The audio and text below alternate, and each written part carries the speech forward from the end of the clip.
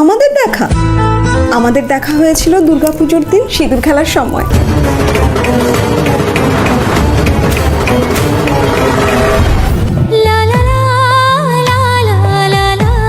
Well, this was our destiny. আমার হাজবেন্ডের এক্সগুলো তো আমাদের অনেকবার ব্রেকআপ করার চেষ্টা করেছিল, সুরজ শুধু আমার। But finally আমাদের বিয়েটা কিন্তু হয়েছে। থাক, লাগবে না।